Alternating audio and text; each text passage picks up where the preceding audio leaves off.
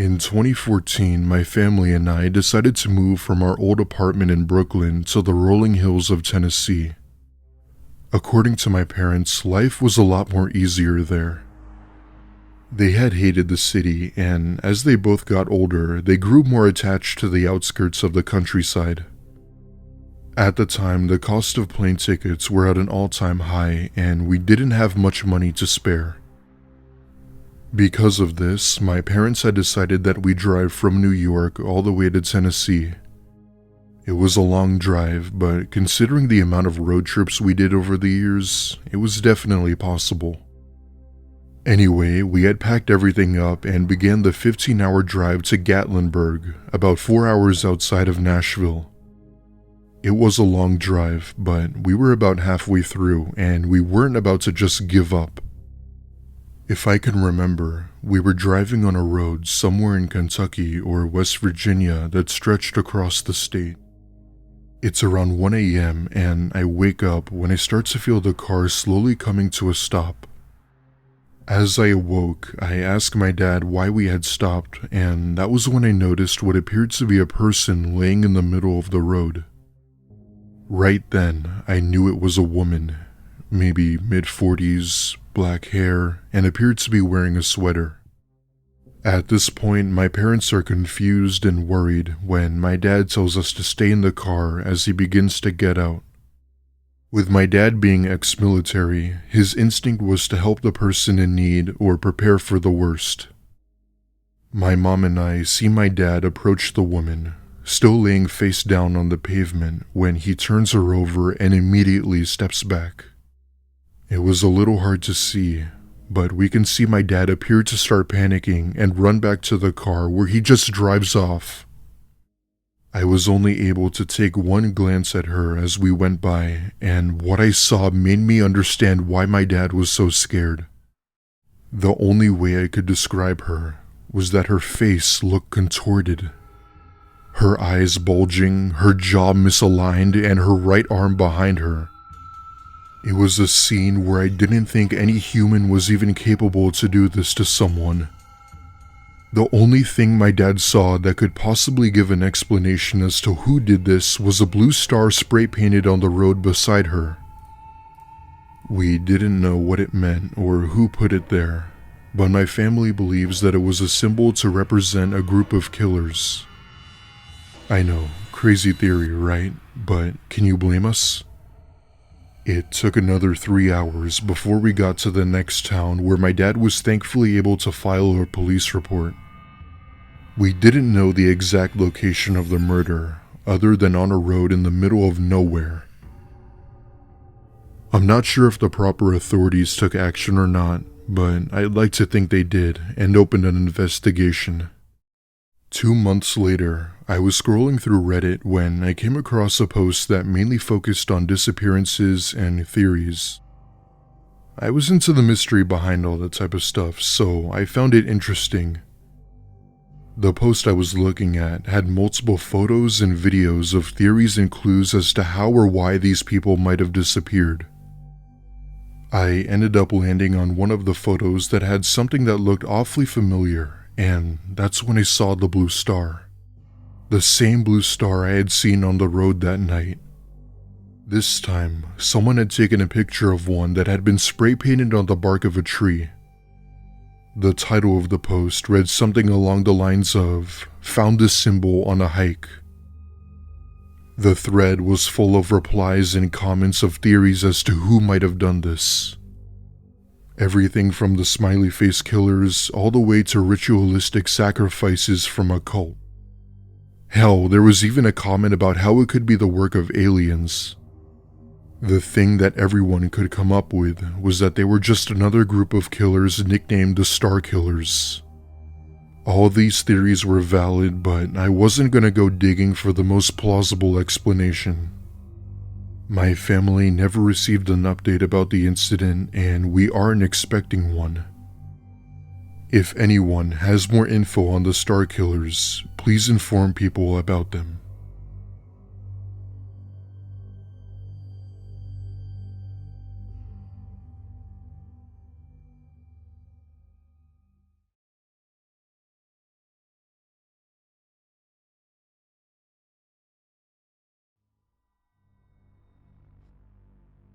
Back in 2007, I took a trip up to Ohio to visit a friend that had recently moved away for college. I attended school in my hometown as I didn't have the money to go out of state, nor did I even want to. The friend I had been going to visit was one of my best friends throughout middle and high school. The type of friend who'd always have your back and was someone you could rely on. As the saying goes, all good things must come to an end, and that summer he had moved away. However, seeing as winter break would finally be upon us, I decided to use that time to go and visit him. For context, I live all the way in North Carolina, meaning I'd have to drive a lot. I didn't mind it though, as I love road trips and always found them relaxing as it was time to myself at the end of the day. I'd always stop at attractions in different states and even stop along the roads and take pictures of the valley. Anyway, this happened the evening on the first day I had left. I was driving down I-75 in Kentucky when I happened to notice a sign that showed that there was a rest stop at the next exit. After all, I was pretty hungry and I still had another few hours to go. Keep in mind, I was in a rural area, so there was nothing out here for miles other than a long stretch of road. That being said, I pull off to the side and enter the rest stop, hoping to grab some hot food while I'm there. There were no other cars and only two places off this exit, the rest stop and an older-looking gas station. I get out of my car and instantly notice that it appeared to be closed. I checked my watch and it was 3:30 p.m. What kind of gas station closes past noon? I thought to myself. Upon looking inside, however, I could tell that it had been closed for a while. In fact, there was seemingly nothing inside other than a few shelves moved around and a few broken beer bottles. This confirmed that it was indeed abandoned, which disappointed me. As I was about to get back in my car, I can see someone's head peer out from behind the gas station. They didn't reveal themselves, but I could tell they were watching me but trying to not be seen. I gave a quick wave, making it known that I had saw them, but they had no reaction to this. As I approach my car, I then see the person step out from behind the building, revealing themselves. It was a man who appeared to be in his 40s or 50s. He was not a pleasant-looking man. While it might have been a little weird, I didn't feel threatened by his presence as I just assumed he might have been homeless. In a respectful tone, I tell him I was leaving now and that I'd let him be. This seemed to work as I then saw him go back behind the gas station out of sight. I get back in my car and pull out of the rest stop and back onto the road. About 20 minutes later, I'm still on the road when all of a sudden my car starts making this screeching noise before completely breaking down. Cussing to myself, I pull over and step outside to see what the problem was. What I saw sent chills down my spine.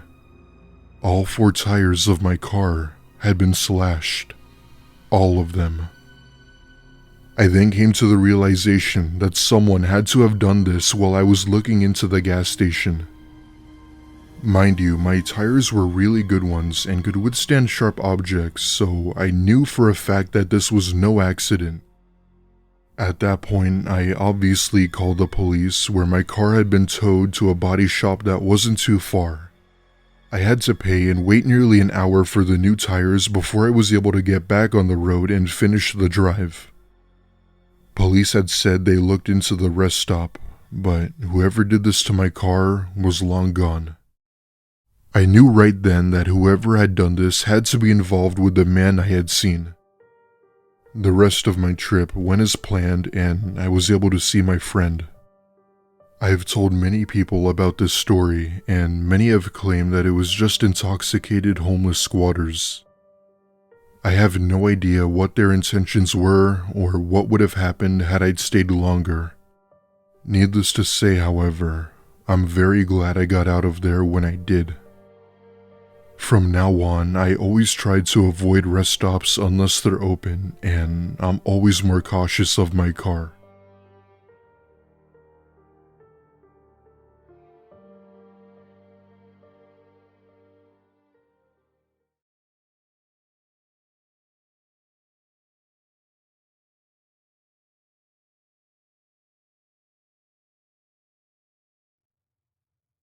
Before I begin, this isn't one of those stories to have you on the edge of your seat type of story.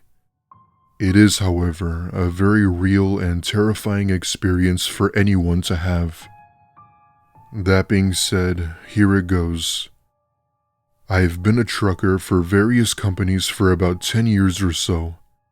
I won't bore you with unnecessary details, so I'll just jump straight in.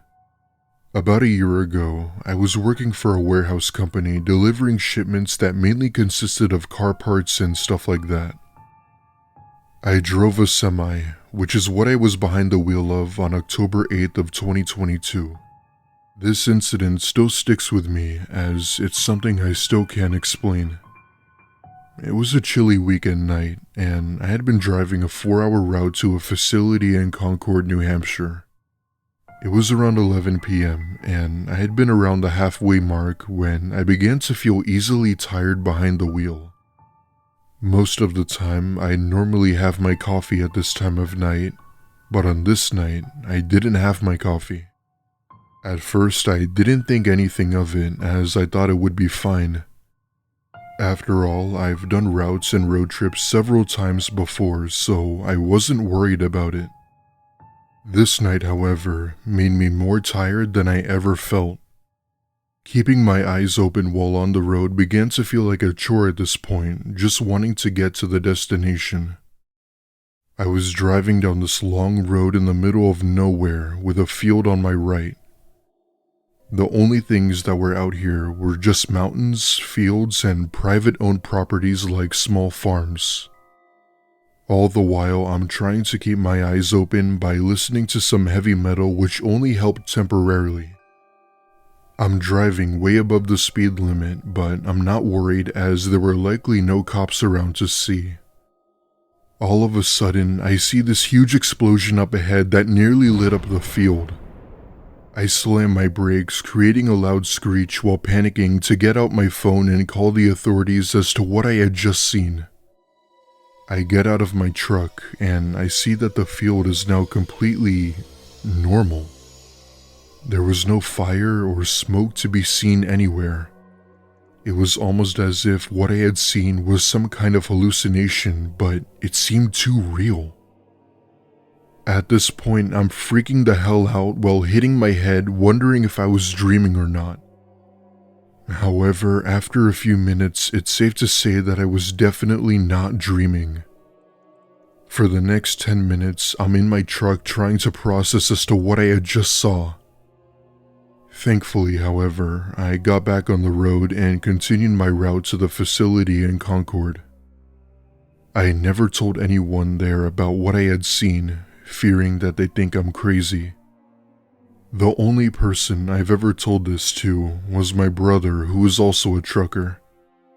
While we never came up with an answer, he did come up with one theory that sort of made sense. Because I didn't have my coffee that night, my mind caused me to see things that weren't there. Being on the road for long hours is enough to mess with anyone's head. While there was little evidence to back his theory up, I just accepted in the end that there simply was no explosion.